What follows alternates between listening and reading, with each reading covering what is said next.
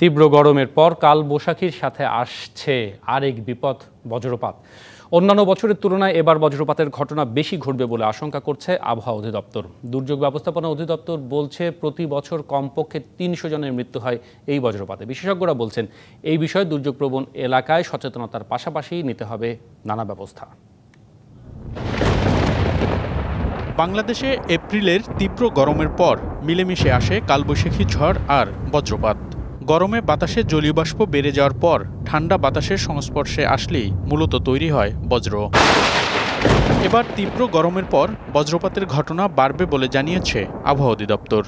আর এর বেশি ঝুঁকিতে রংপুর, রাজশাহী, ময়মনসিংহ ও সিলেট অঞ্চল।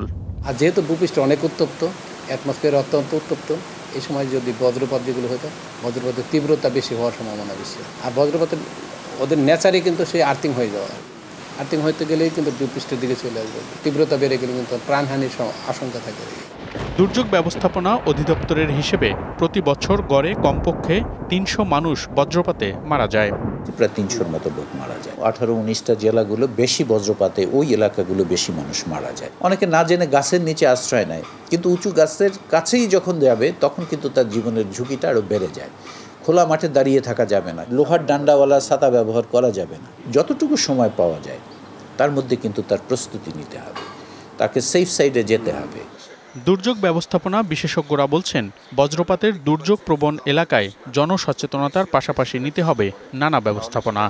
আগাম সংকেতের ব্যবস্থা করতে হবে, কিন্তু আমরা জানি না যে আকস্মিকভাবে কখন আসবে। কিন্তু এখানে টেকনোলজি বেসড, বিশেষ করে আমাদের এখন স্মার্ট বাংলাদেশ, প্রযুক্তিভিত্তিক এক ধরনের ওয়ার্নিং বা সতর্ক সংকেত অবশ্যই দিতে হবে এবং সেটা মানুষকে ডিসিমিনেট করতে হবে, মানুষকে সে বিষয়ে জানতে হবে। ২০১৬ সাল থেকে বজ্রপাতকে দুর্যোগ হিসেবে ঘোষণা করে বাংলাদেশ। মনিরুল সোহাগ, ডিবিসি নিউজ, ঢাকা। আমরা বিষয় নিয়ে আরও কথা বলবো। সরাসরি আমাদের সাথে যুক্ত হয়েছেন ঢাকা বিশ্ববিদ্যালয়ের দুর্যোগ বিজ্ঞান ও ক্লাইমেট রেজিলিয়েন্স বিভাগীয় প্রধান অধ্যাপক ডক্টর মোহাম্মদ জিল্লুর রহমান। ডক্টর মোহাম্মদ জিল্লুর রহমান, আপনাকে স্বাগত জানাচ্ছি। যে বিষয়টি আসলে জানতে চাই, দুর্যোগ হিসেবে আমরা সাইক্লোন, বন্যা, ঝড়, খরাকে যতটা জানি, বজ্রপাতকে কতখানি গুরুত্ব দেওয়া হয় সব সার্বিক ক্ষেত্রে, সেই বিষয়টি আগে জেনে নিতে চাই। আসলে দুর্যোগ হিসাবে বজ্রপাতকে আমরা এতটা গুরুত্ব দিতাম না, কিন্তু গত ৩০ বছর বা ২০ বছরের যদি আমরা পরিসংখ্যান দেখি, তাইলে দেখা যায় বজ্রপাতের মৃত্যুর হার দিন দিন বেড়েই চলেছে। এর ফলে ২০১৭ সালে বজ্রপাতকে দুর্যোগ হিসেবে বাংলাদেশে ঘোষণা করা হয়েছে। এখন বজ্রপাতে বছরে যে পরিমাণ লোক মারা যায়, কিছুক্ষণ আগে শুনলাম বছরে ৩০০ লোক মারা যায়। অন্য কোনো একক দুর্যোগে কিন্তু এখন ওই পরিমাণ লোক মারা যায় না। অনেক ক্ষেত্রে হয়তো দু এক সময় মারা যেতে পারে। এই জন্য এটা খুবই সিরিয়াসলি নেওয়া দরকার, এবং এটার যেহেতু পূর্বাভাস আমরা এখনো ভালোভাবে দিতে পারি না, যদিও দেওয়া সম্ভব, আমরা এখনো দিতে পারছি না। এজন্য এটাকে গুরুত্ব সহকারে নেওয়া উচিত। মানে এটি কি আসলে বজ্রপাতের হার বেড়ে গেছে, না মানুষের মধ্যে সচেতনতার একটা অভাব, নাকি যে জলবায়ু পরিবর্তন বা গাছপালা কম, কোনটি আসলে? আসলে বজ্রপাতের হারই বেড়ে গেছে। হার বেড়ে গেছে এভাবে, আমরা বলছি যে জলবায়ু পরিবর্তন হচ্ছে, এবং জলবায়ু পরিবর্তনের ফলে ভূপৃষ্ঠের তাপমাত্রা, গড় তাপমাত্রা 1 ডিগ্রি বেড়ে গেছে। যত তাপমাত্রা বাড়বে ততই কিন্তু এই বজ্র, মেঘ এবং বজ্রপাতের সংখ্যা বেড়ে যাবে, এবং এটা স্ট্যাটিস্টিক্যালি দেখা যাচ্ছে যে এই বজ্রপাতের সংখ্যা বেড়ে গেছে। আর বজ্রপাতের সংখ্যা যদি বেড়ে যায়, তাহলে তো বজ্রপাতের মৃত্যুর সংখ্যা বাড়বে, এবং আমাদের বাহিরে অবস্থান বজ্রবৃষ্টির সময় আমাদের কিন্তু এটাও অ্যাক্টিভিটিস বেড়ে গেছে, এটাও একটা কারণ, এবং আসলেই বজ্রপাতের হারও বেড়ে গেছে। আরেকটি বিষয় আমরা জানতে পেরেছিলাম যে সরকার বিপুল পরিমাণে তাল গাছ লাগানোর একটি প্রকল্প হাতে নিয়েছে। মানে কর্তৃপক্ষের পক্ষ থেকে আসলে কি ধরনের ব্যবস্থা নেওয়া হচ্ছে এই দুর্যোগকে মোকাবেলার জন্য? আসলে বজ্রপাতের নেচার হলো সে কাছে যাকে পায়, উপর থেকে আসে, তো বড় গাছ যদি হয় তাহলে কাছে ওকে আঘাত করে, এই ধারণা থেকে তাল গাছ লাগানো হয়েছে। কিন্তু তাল গাছ এমন একটা গাছ, এটা কিন্তু ওই পরিমাণ উঁচু হতে অনেক সময় লাগে। কিন্তু আমাদের বজ্রপাতে এখন কিন্তু মৃত্যু প্রতি বছরই বাড়তেছে।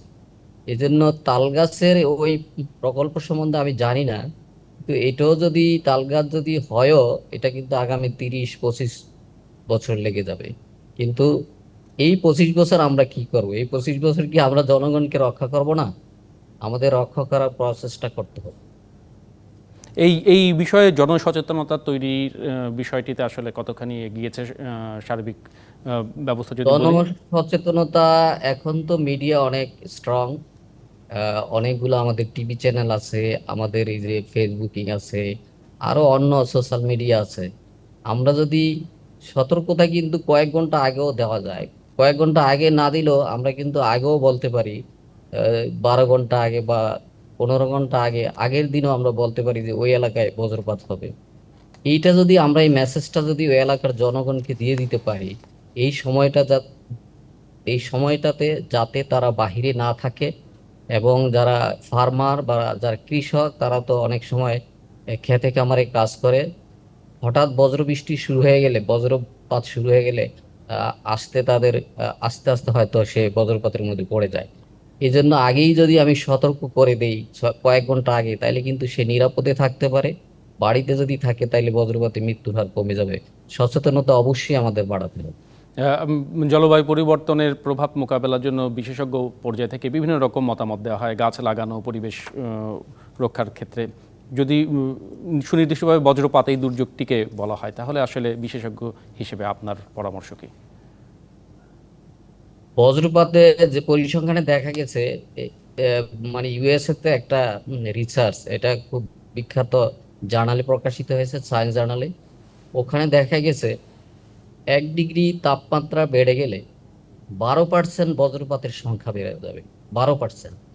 তাইলে দেখা যায় জলবায়ু পরিবর্তনের ফলে আমাদের তাপমাত্রা কিন্তু 1 ডিগ্রি অলরেডি বেড়ে গেছে। আমাদের যে প্রি ইন্ডাস্ট্রিয়ালাইজেশন যুগের যে তাপমাত্রা ছিল, এর থেকে 1 ডিগ্রি বেড়ে গেছে, অর্থাৎ বজ্রপাতের সংখ্যা বেড়ে গেছে। তো বজ্রপাতের সংখ্যা বেড়ে গেলে মৃত্যুও বাড়বে। আর এই যে জলবায়ু পরিবর্তনের যেই প্রভাব, এটা যদি কমাতে হয়, আমাদের প্রাথমিক কাজই হলো আমাদের বনায়ন বাড়াতে হবে, গাছ লাগাতে হবে।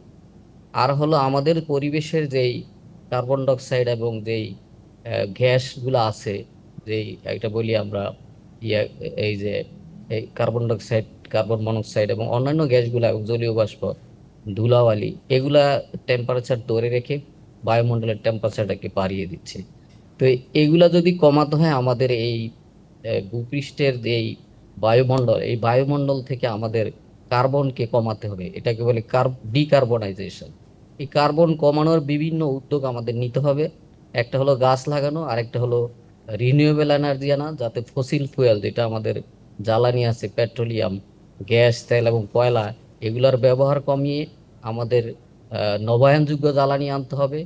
এবং এই পরিবেশ থেকে এই কার্বন ডাইঅক্সাইড এবং কার্বন মনোক্সাইড, এটা ব্যবহার করে অন্য কোনো প্রোডাক্ট বানানোর আমাদের চেষ্টা করতে হবে। তাইলেই আমরা মানে কার্বন সার্বিক সুরক্ষার ব্যবস্থা নিলেই আসলে এই ধরনের দুর্যোগের সার্বিক হাত থেকে সুরক্ষার ব্যবস্থা মোকাবেলা নিলে করা আমরা যাবে। পরিবেশের তাপমাত্রা কমিয়ে আনলে জলবায়ু পরিবর্তন প্রভাবও জি, কমে যাবে। অনেক অনেক ধন্যবাদ ডক্টর জিল্লুর রহমান আপনাকে।